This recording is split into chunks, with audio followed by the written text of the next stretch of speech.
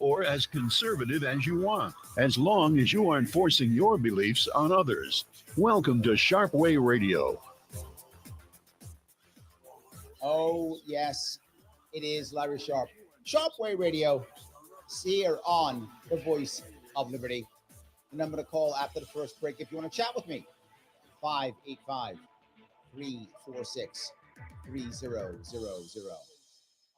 You know, this is making me think what happened recently here in New York City about my daughter and myself.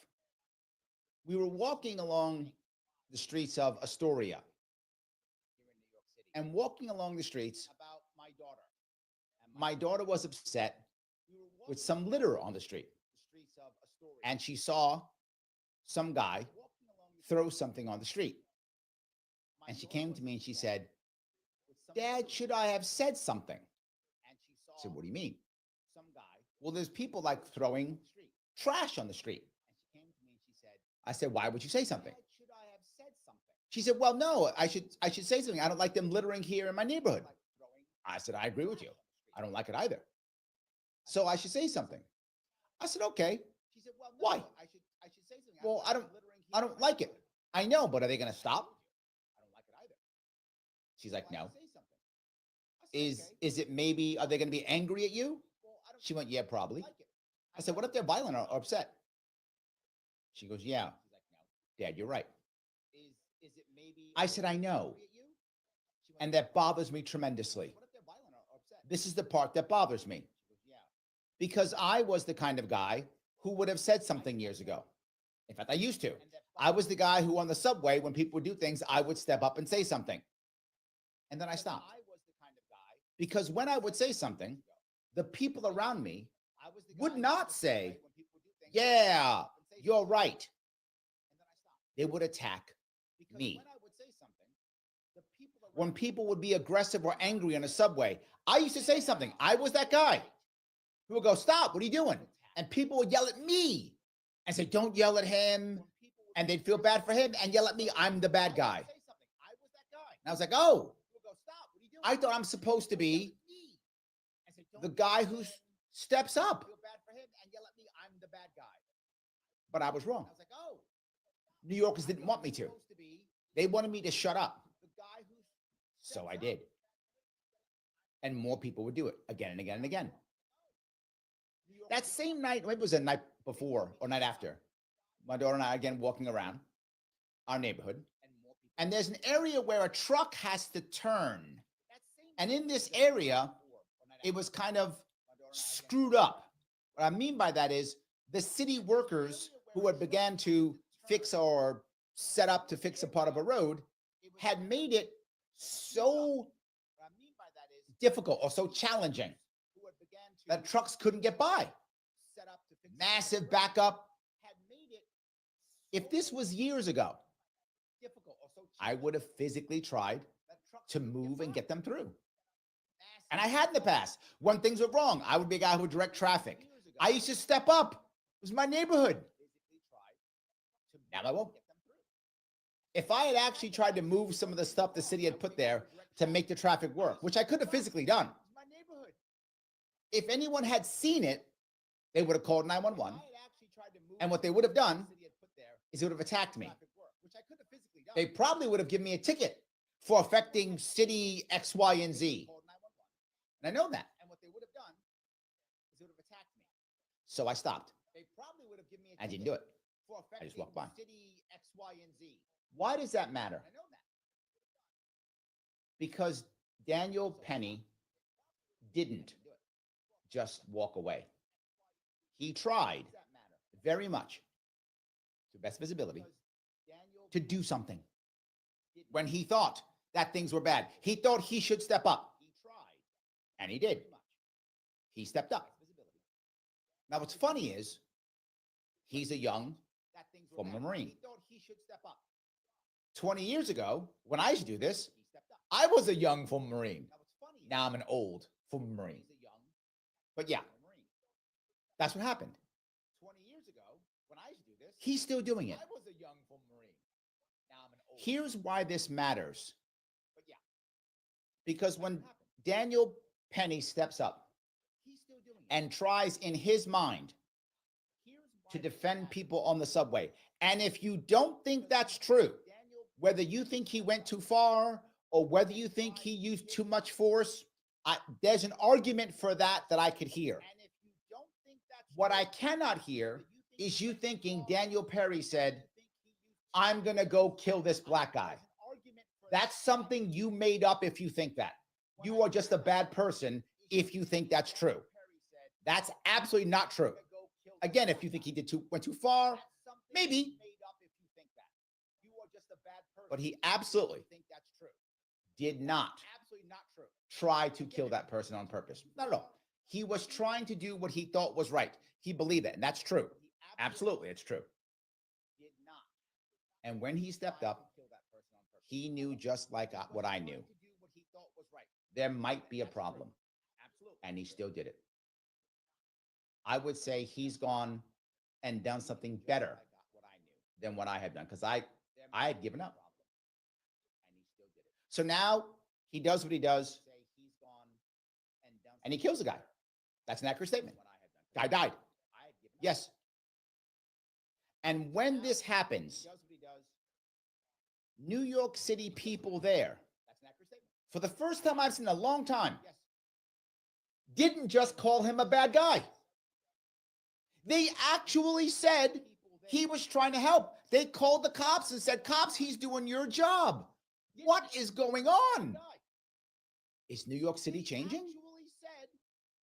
And then when Penny goes to trial in a Manhattan courtroom, notoriously left-leaning, notoriously blue, and a mixed jury, right? Mostly white. It's Manhattan, no, but still Hispanic, Black, Filipino, Indian, not Indian, sorry, Middle Eastern, mixed jury, 7 women, 5 men, Hispanic, Black, Filipino, not guilty. Not Indian, sorry, Middle Eastern. Now, some of you might go, so what? I thought he was not guilty the whole time. Some of you might have thought that. That's not what Manhattan has been thinking for decades. That's not what New York City has been thinking for decades. My city council person, Tiffany Caban, who is literally a member of the DSA, the Democratic Socialist of America, she did not blame Daniel Penny. She did not blame him. She blamed the system. I can buy that. I can buy that. I'm in.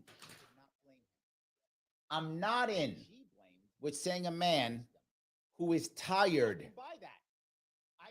of seeing people scared, attacked, unable to function within their own city, step up and try to make something happen, which is what Daniel Penny did. So am I excited or happy that Jordan Neely is dead? Not at all. Not at all. I wish he wasn't dead.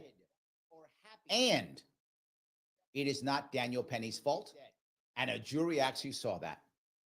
Both of those things can be true. Jordan Neely did not deserve to die. And Daniel Penny did not deserve to go to jail for it. Both of those things are true. And I think what we have to do as a city, as a state, as a nation, is accept both of those are true. Jordan Neely should not have died. Absolutely. And Daniel Penny should not have gone to jail. Absolutely true. Both are true. So I am satisfied with the outcome of the jury. I am not satisfied with the outcome in the city after the jury. Because 2 things now are happening. 1, great, he's off. Done deal, walk away. No, Jordan Neely still died unnecessarily. Still, yes. And people like Daniel Penny shouldn't be needed. right? That's a problem. He still died unnecessarily. And next, we have people saying, this is terrible. He has to go to jail. He's the worst guy in the world. And the system is bad, not because Jordan Neely is dead, but the system is bad because Daniel Penny didn't go to jail. No, you are missing the entire point. The system is broken because Daniel Penny had to step up, because Jordan Neely was completely abandoned by our broken system.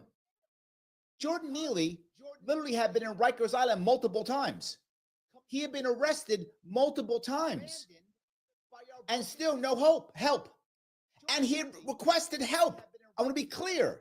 He wasn't some guy who was trying to not get help. He was trying to get help. He was trying to make money. He was a Michael Jackson impersonator. Jordan Neely was trying. Our system was garbage. It's what I've been saying since 2018.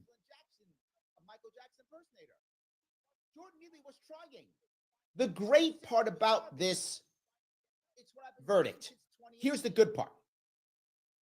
The good part is Penny should not have been punished, and he's not so good. The other good part is it shows that New Yorkers are tired of this. It's not working. Our city's a disaster here in New York City. It's not working. We're tired of being intimidated. We're tired of having to just sit down and take it. We're tired of not feeling safe in our own city. That's the good part. The bad part is, while this showed how bad the system is, where are the ideas to fix it? Where are the ideas to fix it? Right now, the #1 mental health facility in New York State is Rikers Island, the jail here in Queens. Let me say it again. #1, the jail system. This has to change. Am I wrong? You can tell me. 585-346-3000. Larry Sharpe, Sharpe Way Radio, on the Voice of Liberty. Back with your calls and your chat after break.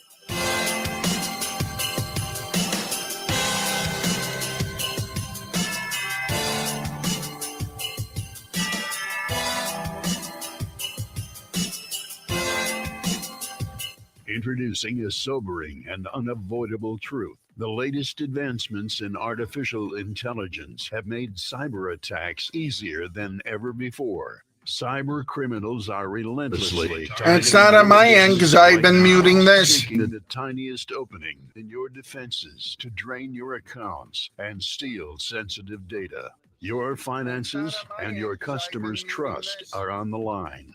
Call the experts at Simple Tech Innovations now at 585-999-TECH to secure your business today. Don't wait until it's too late. Make the call today. 585-999-TECH. Dion, you see this most likable spokesperson poll? Really? My guess is you probably have your mic plus the WYSL program feed both feeding your video. Spokesperson. 2 puppies? I did not expect that from you. One of them's for you. Huh. Who's a good spokesperson? Yes, go to West Her. Welcome to West Her, New York. Hi, my name is Evan Spindleman, founder and owner of Flood Broker. Flood insurance premiums are skyrocketing, and if you have to have flood insurance coverage to secure your mortgage, you owe it to yourself to call me to see how I can save you money on your flood insurance premium. The insurance programs I use are bank accepted and will satisfy your loan requirement. Please give me a call at 585-736-4366 today to get a free no obligation quote. That's 585-736-4366. Call today. Sharpe Way Radio on the WYSL stations. Oh, yes, it is Larry Sharpe here on Sharpe Way Radio, the voice of liberty. 585-346-3000 is the number. if you want to reach out to me. I have been talking about the verdict of Daniel Penny. He has been found not guilty here in New York City, of killing Jordan Neely. And again, I say it, Jordan Neely did not deserve to die, and Daniel Penny did not deserve to go to jail. Both are true. Okay, so how do we fix it? Larry, you're talking all your trash about how the system's broken. You ran for office. I've been talking about this for years. Number one piece in the subway. For those of you who remember, I brought this up. I called it the carrying caboose. What does that mean? That means what we should do.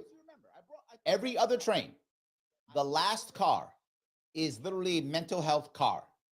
You might say, wait a minute, Larry, why would you want a mental health car on the subway? Because particularly when it's cold, but all around, when people are in trouble, they go where other people are, which is very often the subway system or the bus station or something like that. Well, if they're going to the subway station, give them a place to go.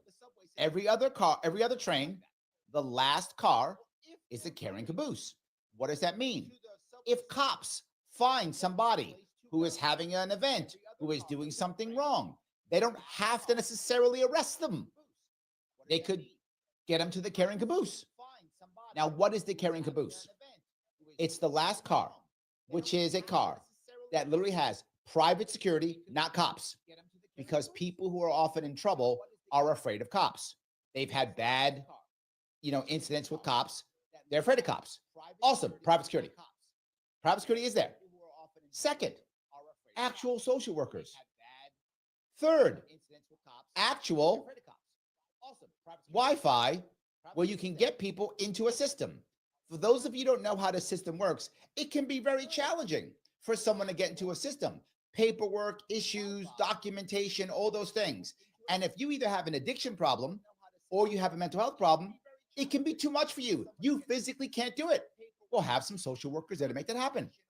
Not just that. If they have to get their fix, maybe you have some safe way of getting their fix. And I don't necessarily mean legal drugs. Many of these people are on legal drugs and they simply can't get to them. You have them in a system. But Larry, that's expensive. No, it isn't. Craig. Why? Because all you have to do is sponsor it. There's a whole lot of companies who would love to fix their image. Craig Clinton. United Healthcare. They would like to fix their image. Well, why don't they sponsor it? Why don't local hospitals sponsor it? Why don't nonprofits do it? They could all do it to get the carrying caboose. That was just one idea I had years ago that probably would have saved that guy's life. He would have got his help, sat down, not had to go to Rikers Island, and somebody would have cared. That piece is just one. Let me grab a call if I could. I'm going to grab Craig from Clinton. How are you, sir? I'm good. How are you, Larry? What's going on? Oh, well, just calling because, just what you said about how there is a solution for this. And there has been. And the problem isn't that there's no solution. The problem is that it doesn't matter to the people in charge. So I'm optimistic like you are that the people at least they want change. So yes. Yeah. Okay. That's a big hurdle, especially in New York City. So I'm glad to see that. Now, how long is it going to take for the system to turn around? And is Mayor Adams going to capitalize on this? I remember you saying a couple months ago when I spoke with you that he could crack down and be the tough on crime guy if it was expedient for him. Is he going to see an opportunity here? Is Kathy going to do something? She already kind of stole your idea with the subway thing, but made it worse. So yes, is anything going to happen, or is it all going to be just another wedge issue in perpetuity? My worry is if we don't have someone talking about actual solutions, it will be yet another wedge issue, which is what they'll say, right? If you look at the people who are really angry and want Daniel Penny's head, they aren't bringing up the system itself. They are bringing up the system regarding race, not regarding people who have trouble. I want to help people who have trouble. And those people can be black, white, Hispanic, Asian, I don't care. People get into trouble. People either make mistakes or get unlucky or any combination, and we have to help them. All I'm saying is every time we have a government answer, it's either cops or jail or forced imprisonment. I don't want that. It's not working. But the first piece I mentioned was the carrying caboose. And that's the reason why. We do that. That's the start. No extra taxpayer dollars. A place for them to go. That piece is a whole different issue. But more importantly, what if I'm someone who cares about someone? Now I know where they're going. A whole different issue. Does that make sense, Craig?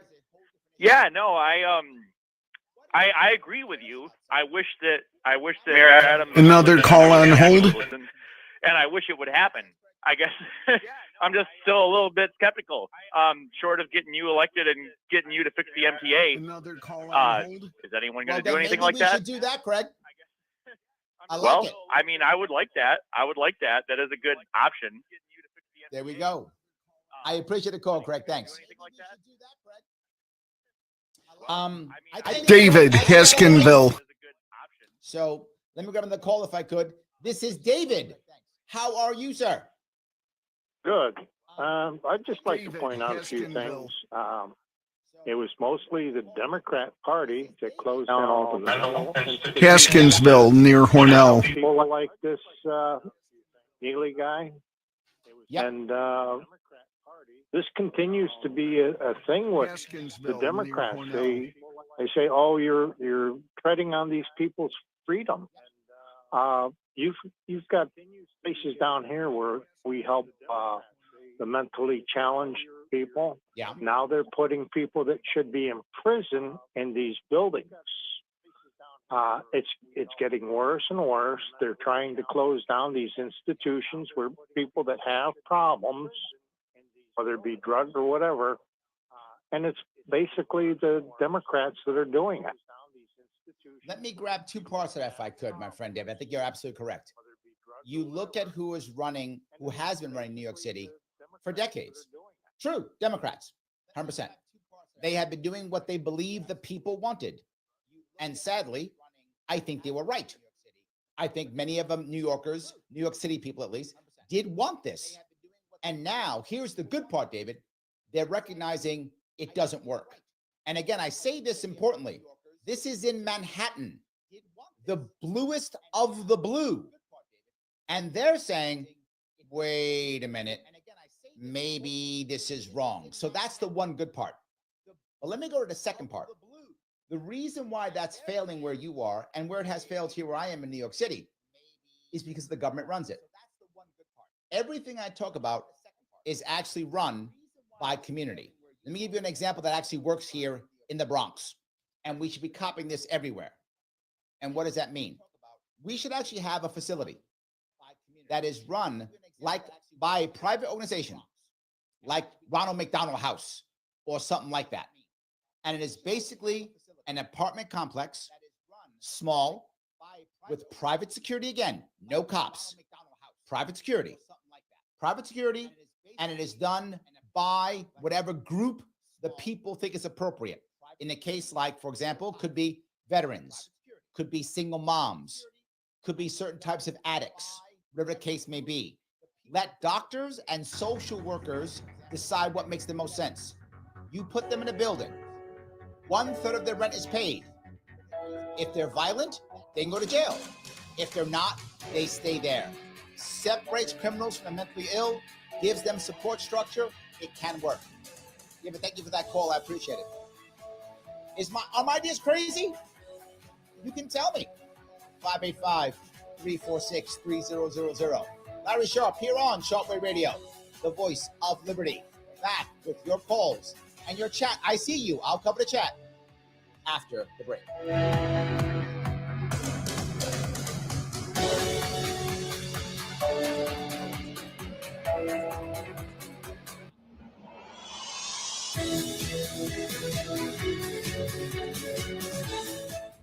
Soros Free Talk Radio. WYSL. Avon, Rochester. WLEA WCKR FM Pornell. Here's the latest forecast from the News 10 NBC Weather Center. We've got some rain going on right now. Tonight, those showers will continue all throughout the night, and lows will be in the lower 40s. Tomorrow, we're looking at rainy conditions with temperatures starting in the lower 40s and dropping throughout the day. And Wednesday night, we will see that rain turn into some snow, but minor accumulation is expected for Rochester. This is meteorologist Nate Morris for the Voice of Liberty.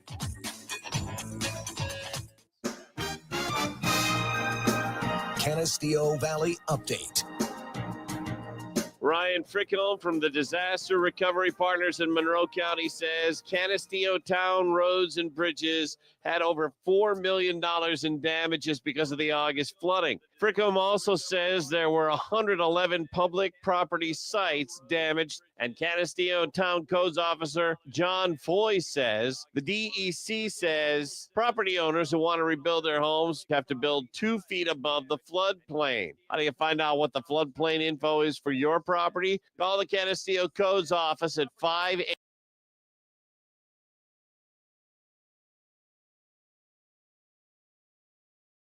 Energy rep said last night there won't be wind turbines in the town of Canisteo, but there will be transmission lines above ground along Route 36.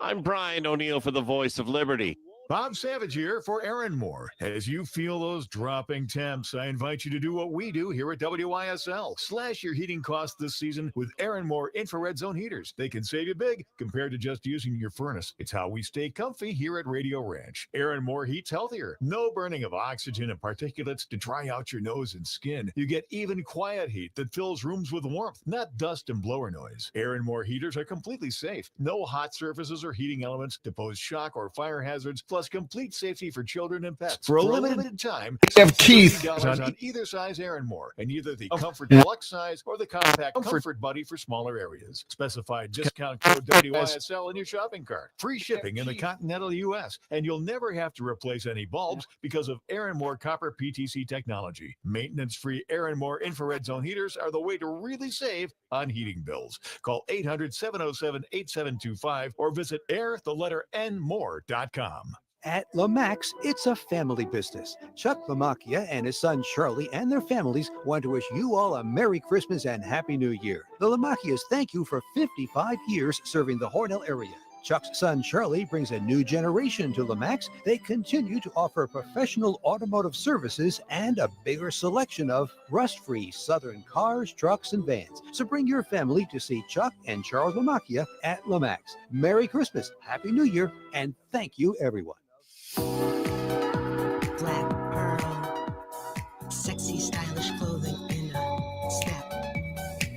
Black dress with pearls, tall heel, mini hoops, spritz of your favorite perfume. Smidge of blush, strand of pearls, out in the Uber 952. Friends on the floor, dancing with besties till 2. Black Pearl at Show World. Baskin Livestock success in recycling food waste into animal feed comes from a focus on growth and a belief that there's value in what others are tempted to discard. Their bank feels the same. While other financial institutions cycle through business relationships, Tompkins Bank knows the best things are worth preserving and lead to long-term growth. Tompkins, your bank of choice. Find out more at tompkinsbank.com.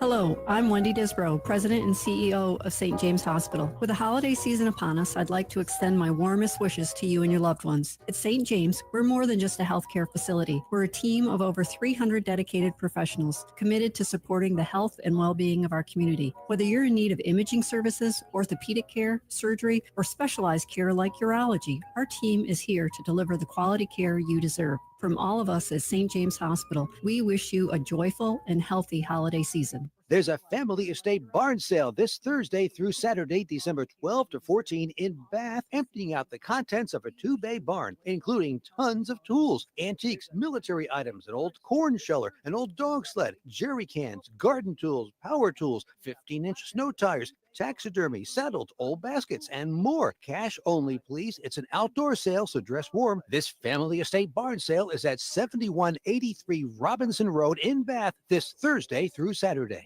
Sharpe Way Radio on the WYSL stations. Oh, yes, it is Larry Sharpe. Sharpe Way Radio, the voice of liberty, 585-346-3000. I want to grab a couple comments from online if I could. Jacob says, I'm definitely curious to hear about this story because I knew nothing about it until they acquitted Daniel. Interesting. And then Kim says, I hadn't heard about it prior to the acquittal myself. So some people weren't paying attention to this story. So I'll be very generic. A guy comes on to the subway train, takes off some of his clothes, and is yelling how he's ready to go to jail. He's okay to kill people. He's upset. And this is not according to me. This is according to witnesses who said this. No one says he did not say these things. That's true. He then was acting, according to witnesses, menacingly towards a bunch of women in the train. A bunch of men got up to hold him down. 3 of them, not mistaken, of mixed races. But the guy who was in the center choking him was Daniel Penny. They held him down. According to Penny and the witnesses, I'm telling you what they say, Neely wouldn't stop struggling. Penny could not tell whether he was struggling to get out or because he couldn't breathe, he couldn't tell. And then he died. According to some of the people, witnesses brought up by the defense, they say Neely did not die because of the choking. He died because of what was in his system and his substances that made it worse than it would have been. According to the prosecution, that's not true. Neely is the one who killed him. I'm sorry. Penny is the one who killed him. The jury obviously thought either that Penny didn't need to kill him, didn't mean to kill him, or that he didn't kill him and it was the substances that did. I'm not saying which one does. I have no idea. I'm telling you what was said in the court. That was said in the court. Someone here is saying, well, Penny should have known when to stop. 100% no, that's garbage. Please stop that trash. Marines, I'm a Marine. We're not taught when to stop people from choking out or something. Marines are taught to shoot and to call in artillery and to stab you with the bayonet. Choking is something we're not taught unless you are specially trained. So he did not know. He's not trained in that kind of thing. He doesn't have special training. Marines don't have training to kill everybody. That's not how it works. Anyways, want to get that out there. I'm gonna grab a call if I could. I will grab Keith. Keith, how are you? Yes, sir. My big question is, did the Neely family overall have the intellectual wherewithal to conduct an intervention for their relative? Did they simply not intervene and allow him to garner his criminal past? He had an extensive criminal history. Were they afraid of their relative, just like the passengers on the subway were? A lot of lay people do not know how to handle mental illness, just as say it. Many of the so-called professionals to this very day, a mental illness can be a very individualized case, and now in a very hypocritical manner, the Neelys, who may have just left their relative adrift, are now looking upon him in death as a money grab. Daniel Penny might have to go through civil case suit, and the family again make money that way. Very bad. They didn't sound that intelligent, and that's my closing comment. Is that an individual family, if they don't have the deeper resources, if they really do not know how to really go to a relative, but maybe it wouldn't have mattered. Maybe Jordan, first name there, or if he was that much out of it. What does even a loving family, if they were even that, really do with a? No, it's a valid point. And let me touch a couple pieces here, if I could. Piece number one, Keith, is this goes back to what you've heard me say 1,000 times. Our communities do not have the institutional knowledge to take care of their own communities anymore. Government has stepped in so much. They don't know how. Not just that. We as a society, too many of us, I should say, not all of us, but too many of us think, well, it's always someone else's responsibility to fix my problems. And not just my own health, my own mental health, my own financial health, everything. So if my son or daughter is in trouble, how come the state won't give me help? Why won't they do it? Now, I'm not saying that they shouldn't have some responsibility in helping out. We pay taxes. I get it. But the problem is we, as families, often don't know. And not just that. Your point may be right. I don't know the Neely family. Perhaps they're ill-equipped financially, mentally to help their family member. Maybe. I get it. If that's true, where was the community? Where were friends? Where was the local people in the area to fix it? They weren't there either. There was nothing for Jordan except a broken government system whose answer is Rikers Island. Now, here's the problem at Rikers Island, for those who don't know. Rikers Island is the most violent jail in the entire country. So if you go there, not violent, but you go there 7 times, you will come out violent. You're just a human being. And if you have mental illness or you have mental issues, even worse. So you don't have a support structure, the community can't support you, and the government sends you to Rikers Island. What do we expect to happen? I think your question is a valid one, Keith. It's why I push back constantly to having people in communities fix these issues. And to the gentleman who called, or David who called earlier, near Hornell, he's got a problem with people in his community there because the government's sending people there. Could you imagine if instead a local large business, a local large school district, a local large factory decided to instead fund one of those buildings I talked about, where local people could go there, where you could go visit your loved one? To your point, Keith, you can get that support structure you needed. If you are violent, you go to jail. If you're not violent, you can survive. And the way you pay for it is the person pays 1/3 of whatever they make. If you make $2, you pay 1/3 of $2. You pay $2,000, you pay 1/3 of that. What does that mean? You can stay as long as you feel safe. The second you want to leave, you may, but you don't get removed.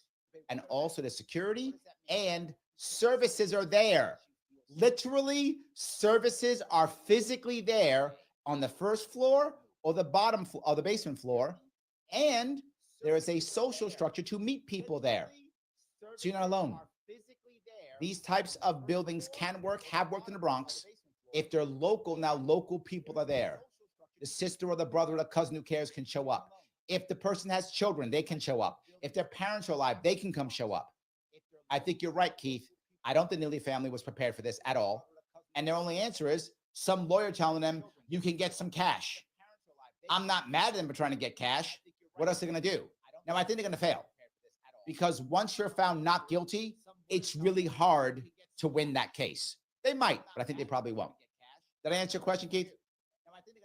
In closing, I really do know that once a Marine, always a Marine, and you already reacted to loosening the hold, but I want to ask twofold quickly.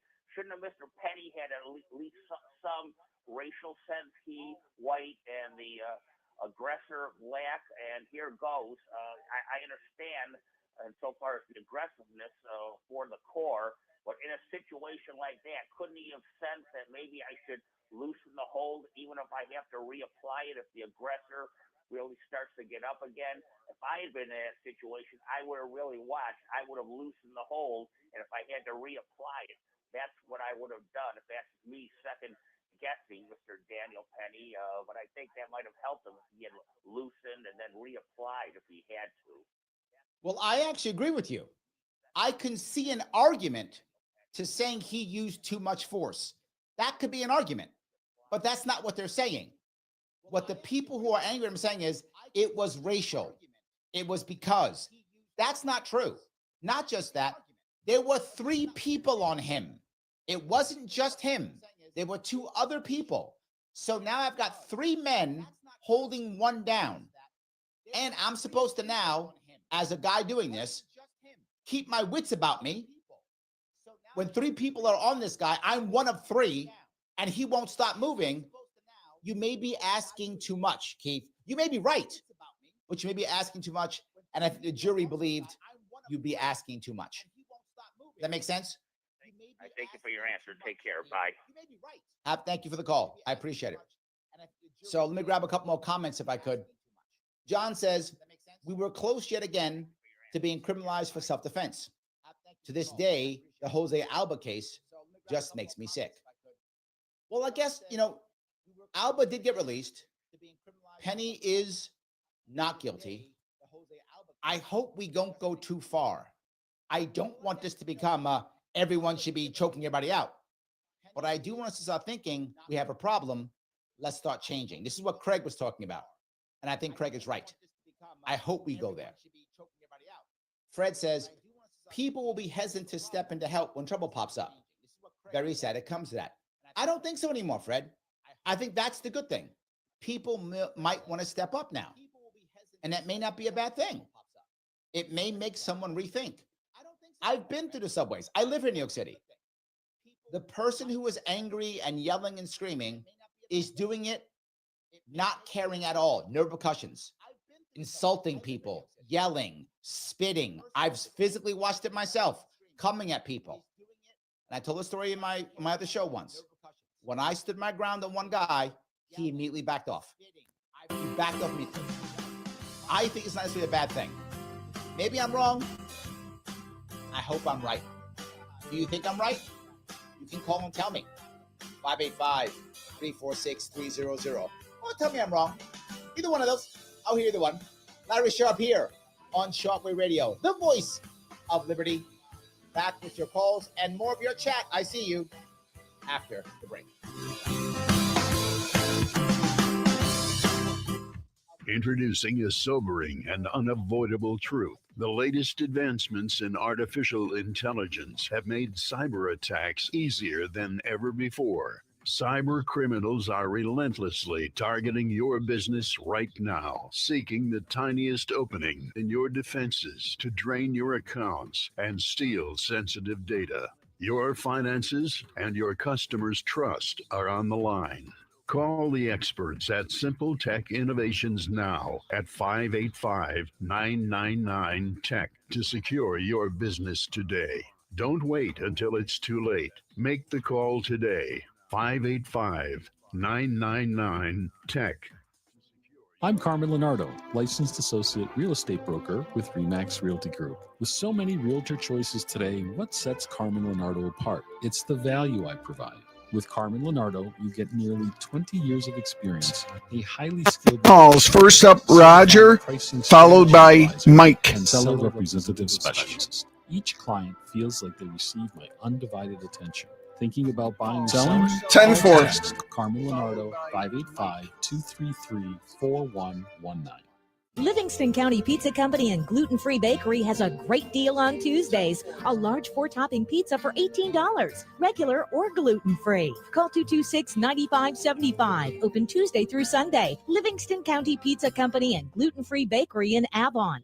Avon Gun and Hunting Supply, a locally owned and operated gun shop specializing in pre-owned firearms and repairs. Get your rifle, shotgun, or pistol serviced and tuned before you take it to the field. Open from 10 a.m. Tuesday through Saturday. Avon Gun, East Main Street, next to Tompkins Community Bank. Merry Christmas. This is Fred Stryker-Selber of Just an Old Guy with a Mic podcast, wishing you and your family a very Merry Christmas and a Happy New Year. And thank you for listening to Just an Old Guy with a Mic podcast. Sharpe Way Radio on the WYSL stations.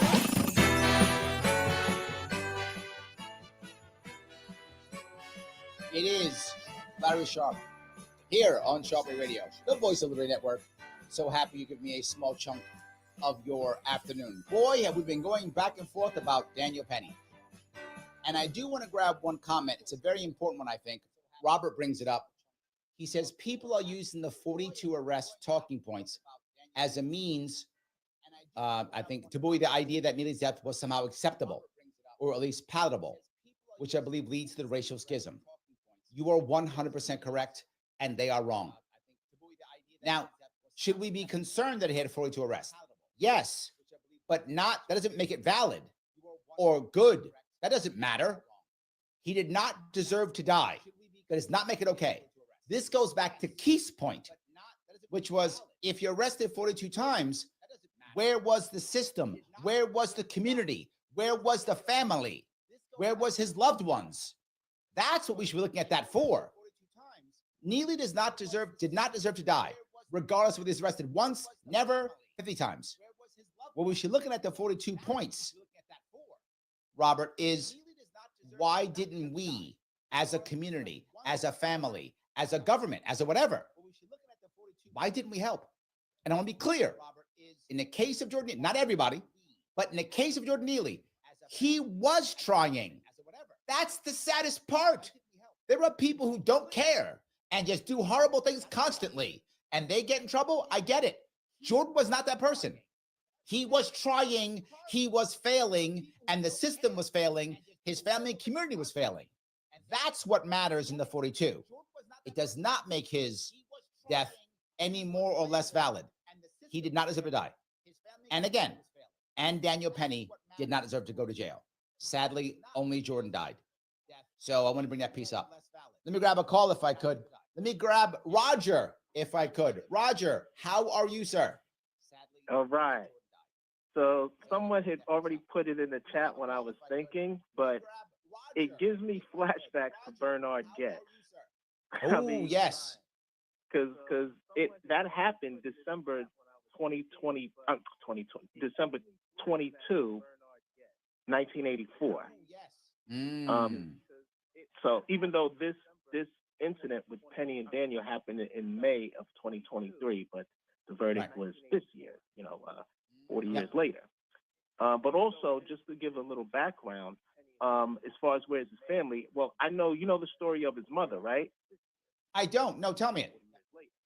She was found dead in a suitcase by her boyfriend in 2007. It wasn't. Oh, it my wasn't God, the I did dad. not know that. It wasn't the dad. The dad, I can't speak for the dad. I guess they was broken up by that time and she found somebody else. But, I go back to what I said before. Jordan shouldn't have been homeless in the first place. Yes. And agreed. He should have been receiving some type of mental health care. Yes. Agreed. That's why, like again, and the guy was asking, Craig was asking about solutions and stuff. Well, again, this is the reason why we have to become a citizen ballot initiative state for amendments, because we got better solutions than these guys. 100%. You know what I mean? Yes, yes, and yes. I think it's the responsibility of the government to serve us, and to regulate, to make sure to keep the powerful from harming us. But it's our job to regulate the government. And the Agreed, best way 100%. to do that. The best way to do that is if we have the power to enact our own laws and ratify our own amendments, because I got a ton load of initiatives I could run if we were a ballot initiative state where in an alternate universe, they would have been neighbors. I love that idea. I think that would have been great. Oh my God, yes. So yeah, look, I'm with you on this, Roger. I think it's a good idea. I agree. All I'm saying is I'm okay with the outcome of the trial. I'm not okay with the outcome for Jordan Neely, and I'm not sure the system is that's going to change. Mike. Right. That's what did it. Thanks for the call, Roger. I appreciate it. Let me grab one more call if I could. I'm going to grab Mike. How are you? Mike. Hey, I'm going to make 2 points. First of all, I'm going to say something that I'm going to bite my tongue on. I'm going to defend New York State. First of all, New York State actually did send him to a program. His last trip out of Rikers, they'd send him to an inpatient program, and he lasted 13 days there. Okay? Yep. So there was some program they lasted. Second point is the BLM shows up and says it's racial. Well, if they believe that we have these problems in the Black community like that, why aren't they starting their own grassroots program, basically what you had suggested, and started an outreach community program? No, all I hear is money grifters. I'm with you. Let me cover both. One, if he had been in Rikers Island 40 times or arrested 40 times. I don't know if he went to Rikers 42 times, but I know if he went arrested so much. I got a feeling Neely was already broken. And that system wasn't going to work for him because that system was a government program. So I think, yes, you're right. If we would have done that maybe after the first time he was arrested, the second time he was arrested, maybe, yes, it could have worked. By the time you've been through that system, I can't imagine that there's any chance that it could work anymore. But I think your point's valid. I think we should have more of those, more chances for people to pull themselves out, particularly when they're not violent. Particularly that. I agree with you. We should have, and I will give New York State, hey, you did something, but you're probably about 40 arrests too late. Again, going to Rikers Island is going to change you. And if you have a problem already, it's not going to get better. The second piece of BLM, again, I agree completely. Is the concept of BLM a good concept? Yes, like the Black Panthers, of the 60s. Great concept. Completely agree with the concept. But the outcome is what you said. The outcome becomes a grift. They're not actually doing what they're supposed to be doing. Now they're talking about violence and fighting. How is that going to help? That's exactly the wrong answer. You are correct, Mike. BLM conceptually, wonderful. Now act accordingly. Create the things you want. Work within your communities to make sure that some guy who gets arrested 2 or 3 times has a place to go when he gets out of prison. Those of you who've watched or listened to me know that my mother was an addict, that my mother was a felon, that when she got out of prison, her support structure was me. To Keith's point, her family, me, is what supported her. And my mom was clean for decades. She never went back. 2 minutes. To substance. She never went back to prison. And she was clean until the day she died. Why? Support structure. Was she so smart or was she so strong? No, she's a human being like everybody else. She had a support structure.